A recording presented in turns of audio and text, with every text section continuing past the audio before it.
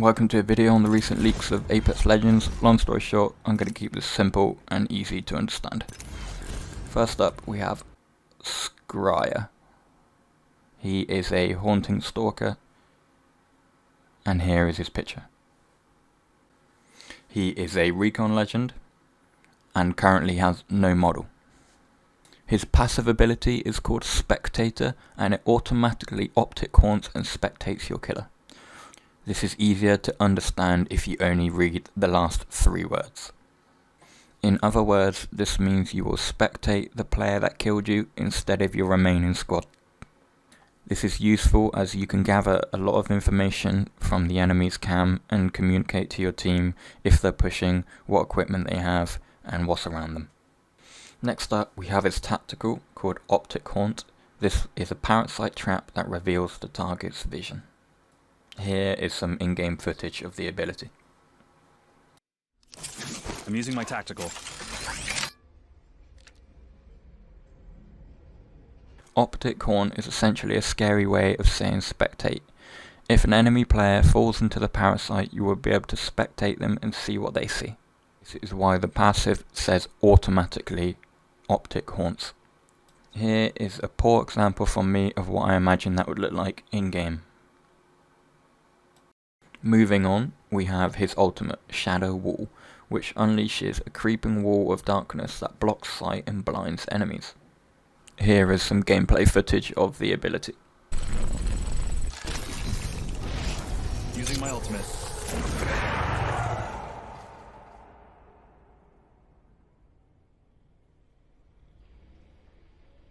Now this ability is a lot easier to understand as it does what it says on the tin.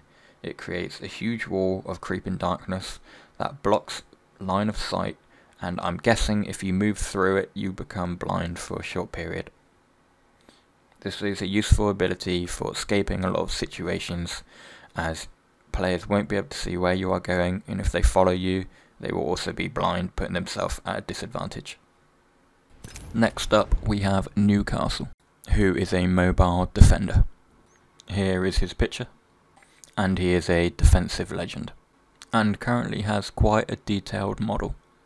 His passive ability is called Retrieve the Wounded, and you will drag down allies as you revive them and protect them with your revive shield. If you used to love Lifeline when she had a similar passive, then this may be the legend for you. Next we have his tactical called Mobile Shield. You will throw a controllable drone that creates a moving energy shield. Here is some footage of that now.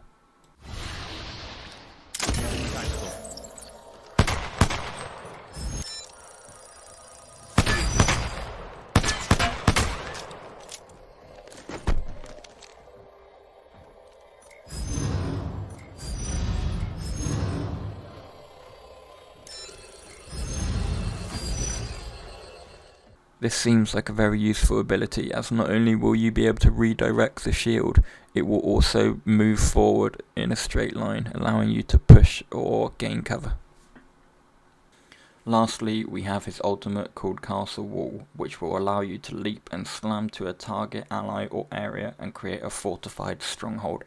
Here is some footage of that now.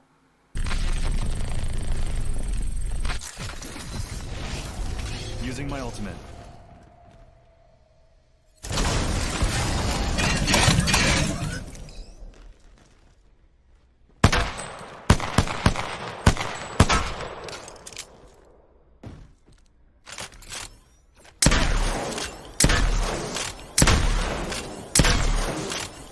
I'm out of shotgun ammo.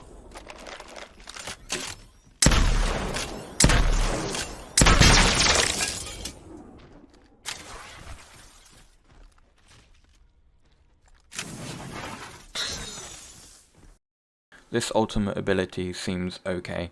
It will definitely come in handy in a pinch, and because of the curvature of the wall it will cover you in multiple angles. If his ultimate was overpowered, then his entire kit would be busted because it's already quite strong. So I do look forward to this character. I almost forgot to mention that Newcastle does have fortified, just like the two big boys we currently have in the game. I have a feeling this will eventually change, as the developers said they will not be making any more large characters with extra large hitboxes, as it proved to make things difficult in the past.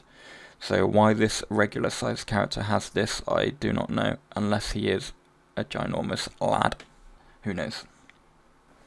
Next up we have Uplink, who is known as a satellite saviour. He is a defensive legend, and here is his picture. He currently has no model. His passive ability is called Network Communion, and he will gain 25% of recovery effects used in signal range. Now, this doesn't make sense until you read the next ability. His tactical ability is called Shield Satellite, and he will release a satellite that will follow allies to regenerate their shields and even revive them. Now, if we go back to his passive, gaining 25% of recovery effects used in signal range, it is possible that his tactical used to be called signal range and not shield satellite like I just showed you. If this is the case, then he will gain 25% of recovery effects used on his teammates. What this means is whenever you heal a teammate, you will also gain 1/4 of the healing potential. This makes the most sense to me because satellites in real life form a network, and that's the name of this ability. Now, whether or not this passive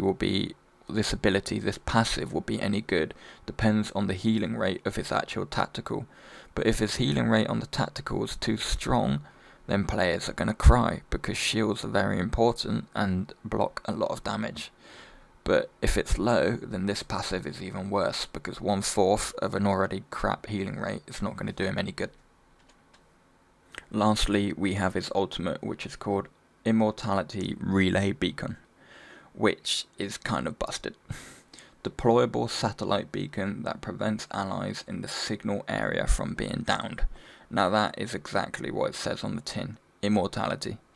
This ability is absolutely gonna break the game, especially in late game circles. If you thought Wraith using her portal was kind of OP, then imagine just being straight up invincible. Now I'm sure the devs will find a way to balance this, because being immortal is not something that normally works well in games. The upside is that it only says you can't be downed, so you can be shot until you're 1 HP, and you may even be able to heal, but yeah, we'll see how it goes. Here is some footage of his tactical. I'm using my tactical.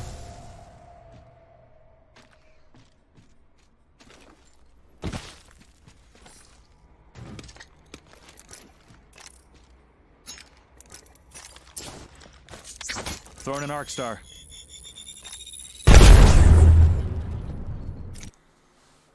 Now, as we watch him throw the satellite, which is currently Lifeline's drone, you can see that it will heal for about 20 seconds, or regenerate for about 20 seconds, I should say. Now, if we watch the player, he does try to injure himself with some grenades to test out the healing rate, but unfortunately doesn't have any shields, and this is the only footage we have of this ability. But you do get an idea of how it works, because it follows you around. Next, we get a look at his ultimate.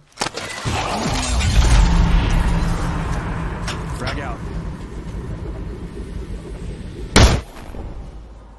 And since it currently doesn't seem to make you immortal, there's not a lot to be said about this ability. Oh, wait a second. It only lasts 45 seconds? Jesus Christ. Everything is subject to change, and this needs to be changed. Next up, we have Vantage. She is a survivalist sniper. Here is her picture. She is a recon legend, and currently has a very detailed model. Her passive ability is called Sniper Kit, and tactical information will be available when aiming down sights unarmed or aiming down sights with any long-range scopes. The information available will be the legend name, shield rarity, team size, and the range. I remember this very passive ability being suggested on the Apex subreddit a few months back now, and that it should be Pathfinder's passive because he currently doesn't have any, and he's a giant robot with basically binoculars for a face. So it's unusual. This will go to a completely new character, potentially, and I really wonder what Pathfinder's passive will be one day. Next up we have a tactical called Echo Launch. Launch towards your wind companion, Echo. Order Echo by tapping Q. Launch to Echo by holding Q. Here is some footage now.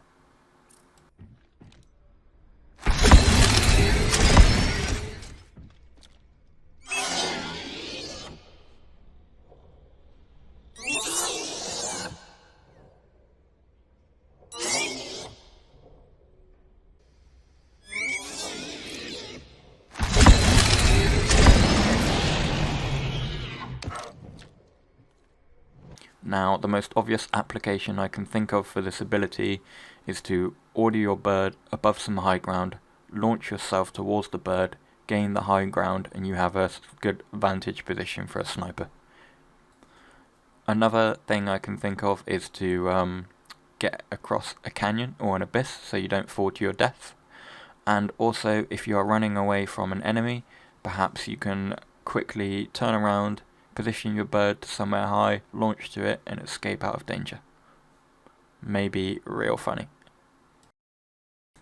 Lastly, we have her ultimate called Mark to Kill, a custom rifle which scans enemies and boosts damage for Vantage and her squad. Damage doubles for Vantage on successive shots. Team gets 15% bonus on marked targets. Overall, I think she's got quite a solid kit and plays well for the people who like to sit back and snipe a little bit, which unfortunately is not really my playstyle. But nonetheless, I think she seems like quite a fun character. Here is some footage of that right now.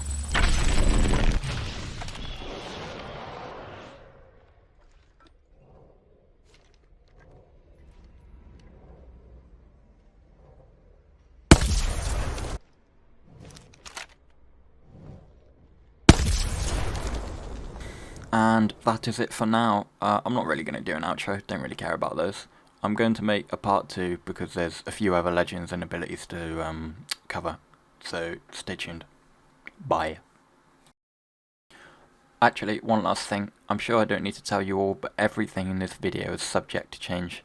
The names, the looks of the characters, the abilities, cooldowns, everything. By the time any of these characters get released, if they look similar at all, they might be completely different. Who knows? Adios.